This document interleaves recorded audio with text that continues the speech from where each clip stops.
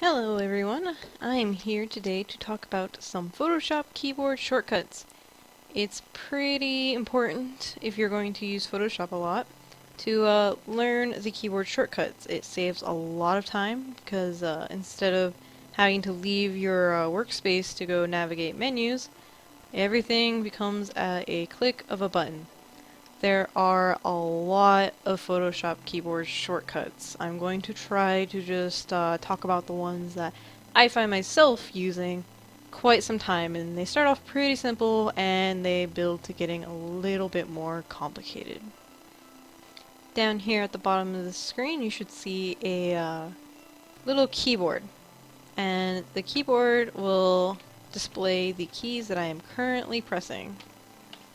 This should help, follow along, but I'll try my best to be as descriptive as possible when I am explaining things.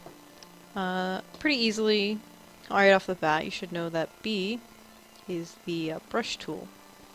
You find yourself using this one probably a lot. E is the eraser tool. A lot of people like to just flip their pen over to use the eraser tool, but I like to manually select the eraser tool, because there's one thing that you can't do when you just have your pen flipped over, and that is to change the size easily. If you right click, which is just the button on the pen, you can manually change the size and hardness like this, but if you just hold Alt key and do the right click and hold it, you're able to have a visual drag out. Left and right changes the size, and up and down changes the hardness, which is faster than trying to open up the thing. Just being able to hold Alt and doing that. And that works with the eraser and the brush. What I find myself using a lot are the different selection tools. And there are three. We have the Marquee, the Lasso, and the magic wand. The Marquee tool is M, and it does a circular type marquee, or if you press shift and then M, it'll select the square marquee. Well, it'll rotate between them. Pressing shift and a keyboard command shortcut will change between the two.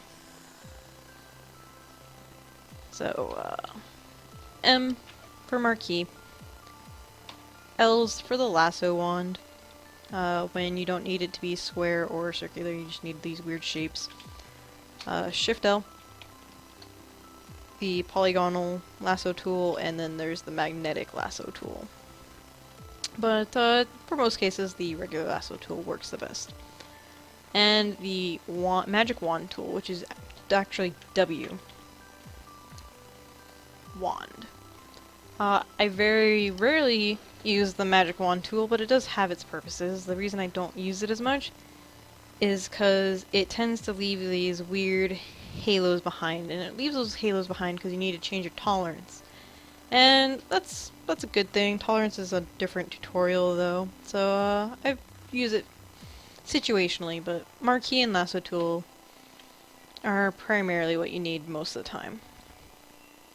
If you have something selected, if you hold the control button, you can just move it.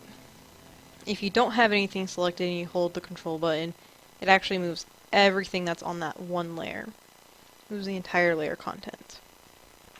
If you have something selected and you need to move it straight down or straight left and right, if you hold control and then shift, it will constrain move it.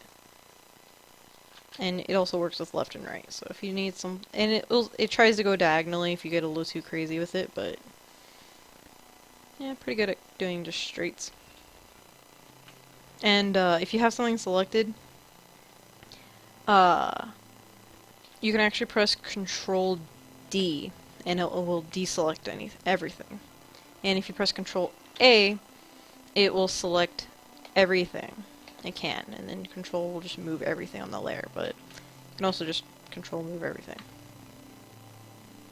If you want to duplicate something that you're moving, you can select something and press Control and Alt, and that will actually duplicate whatever you move out. If you press Control, Alt, and Shift and move something out, it'll move it out constrained. And if you release Shift, it'll unconstrain it, but if you repress Shift, it'll reconstrain it. So pretty nifty. Very convenient for just moving things around. If you press the R button, it will bring you to the Rotate tool, and it'll also allow you to rotate your canvas without having to worry about any rotation angles. And if you hold Shift, it locks it to 15-degree angles, and this makes it actually really easy to get it back onto 0. You can also come up here and move it, but that's less convenient than just dragging. If you need to pick up a strange color, back to brush. If you hold the Alt key, it's the eyedropper tool. If you want to get back to black and white, if you press D, it will set your colors back to default, which is black and white. If you want to access the background color, if you want to swap the foreground and the background color, you can just press X, and it will swap them. Alt can pick up the color, X swaps them, and D sets you back to black and white default. If you punch in these, if you want to change your opacity or your flow, you can actually just press any of these number keys. So if you wanted 20% opacity, just 2, or 20, or 20. If you wanted 25, 25. If you want to change the flow, hold Shift and then punch in any numbers. And if you want to bring these back up to 100, instead of typing 100, you can just hit 0 twice. Shift 0 twice will bring flow back up to 100 as well.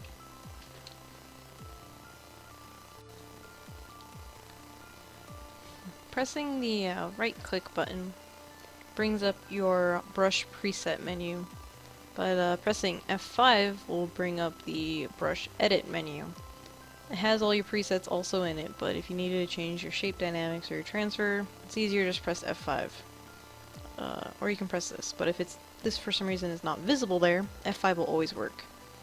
Interestingly enough, F6 will bring up your color. If you need to adjust your colors through here. And F7 will hide your layers if they're not up for whatever reason. And now we're starting to get to the more complicated commands, because they access a lot of Control, Shift, and Alt. And it can get a little confusing, but it becomes muscle memory after a certain degree. If you select something and press Delete, it deletes whatever layer content it is. But we'll start off basic. Everyone knows Control Z. It's the undo action. Default, if you press Control Z twice, it actually redos what you've undone. But if you press Control Alt and then Z, it'll continue to step back. And it will step back as far as you have it allowed to in your settings. If you undo something using the Control Alt Z method to step on back, if you press Control Shift Z, it'll actually redo those actions. If you press Control S, it saves, and if you have already saved the file before, it'll just save it without bringing up a dialog. But if you want to save this as, if you've already saved this but you want to save it as a copy, if you press Control and Shift, it'll do Save As. And so you can just always save as, and it'll always bring up that dialog prompt if you need to save in iterations. If you press Control Alt Shift S, it will save for web and devices, and you usually want to save for web and devices when you're saving out animated GIFs. This will allow you to save it as a animated GIF. Pressing Control O will open your files. Pressing Control W will close it. Oh, I didn't actually mean to close it. That's okay. Because it'll allow me to show you Control N, which allows you to create a new document. Interestingly enough, pressing Control Shift N rather than bringing up a new document just brings you up a new layer. I use that super often. Speaking of new layers, the E button has a very interesting effect on layers, and there is, I believe, 4 different things you can do. Maybe only 3. Pressing Control E will merge down a layer. It'll just merge whatever layer you have selected down one. So, see this layer F, Control E brings it down 1. Control Alt and E. So if you select 2 layers and you press Control Alt and E, it will duplicate the 2 layers that you have, but it'll also it'll merge them. So it'll take the layers that you have selected and create a new layer of the merged information. If you press Control Alt Shift E, it will take all your layers and all visible layers and merge them into a new layer. If you have a layer that is invisible, and you do either of these methods, it will not pick them up. So Control Alt Shift E. Interestingly enough, Control Alt Shift E won't work if you're selected over a invisible layer. If you just add a new layer that is visible and empty, it'll just fill that layer's content with the information provided. Same thing goes with the Control Alt selecting layers method. Like, even if you have a layer selected that is invisible, Control Alt E will not merge any invisible layers.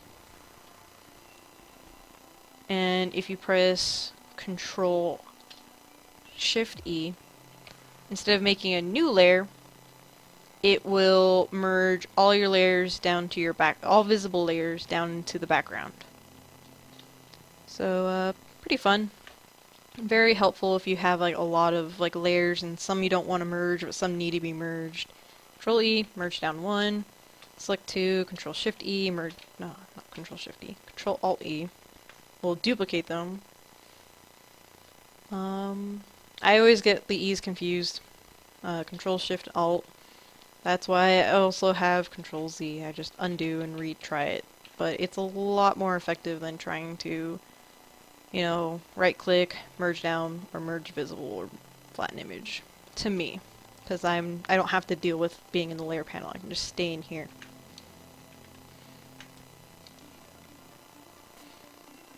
Say you start having to get a bunch of layers. If you ever find that they're starting to get unruly, pressing Control G creates a group. Selecting a bunch of layers first, and then pressing Control G puts the selected layers automatically in the group. And then delete key or backspace key will delete the layer or group. But also, interestingly enough, with the G key, is if you press Control Alt and G, it'll make the current layer a clipping mask to the previous layer. The clipping mask just allows you to do this kind of stuff. But it's very easy if you just, you know, Control Shift N, Control G, and you don't even have to go over here. That's super fast. Other commonly used shortcuts are things like Control Alt and I. It allows you to change the image size. Control Alt and C will let you change the canvas size.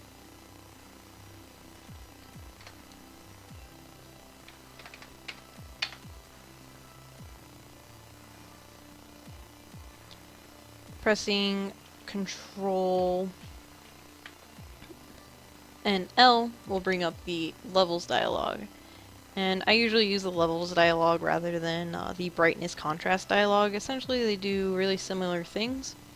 Moving this cursor will brighten your whites, and this one will darken your darks. It's good for contrast.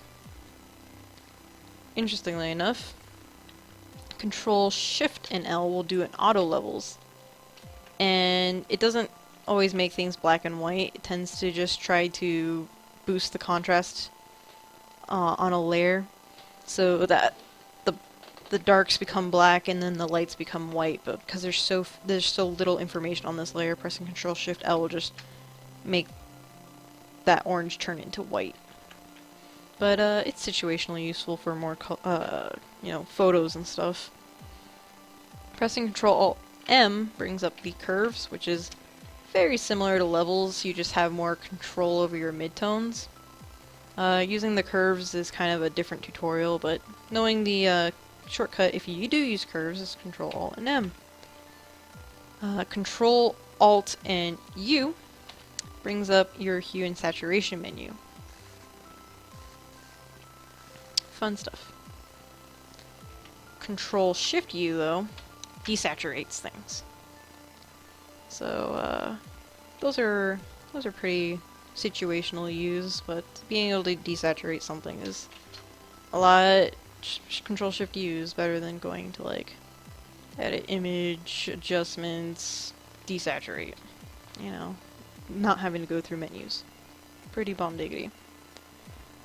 Control K opens up your preferences. It's not Control P because that's print. If you ever need to access your preferences, Control K.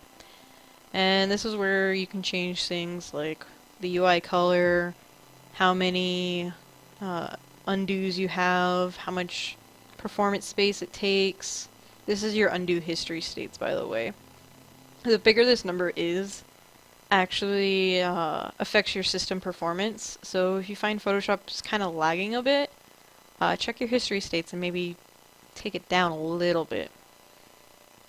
Units and rulers are actually pretty cool. These are these things up here. If you don't see the units and rulers, if you press Control R, it brings them in, brings them out. And if you click on a ruler and you drag out, it gives you these little guidelines. And the guidelines will stay even if you get rid of the rulers. So if you want the guidelines but don't want the rulers, that's fine. And if you want to move the guidelines, just hold Control and you can drag them back off. If you see your colors change, like very unperceptibly, you probably press Control Y. See how my red got a little bit like less bright? Pressing Control Y actually sets it to CMYK mode, which is, you know, it's a more limited palette, but it's better for printing. But it's really easy to accidentally press that, especially if you're trying to go to the transform tool. If you accidentally press Control Y, you can check up here and unchange it because it does affect how your colors are. And I think that's a lot of the basic keyboard shortcuts. Again, there are a lot more, and in the future I'll actually be teaching you guys how to do custom actions. So look forward to that, because now you can make your own keyboard shortcuts, because it seems like you don't have enough yet. Anyway, hope this helps, and just leave and ask if you want me to ever talk about anything else. Peace.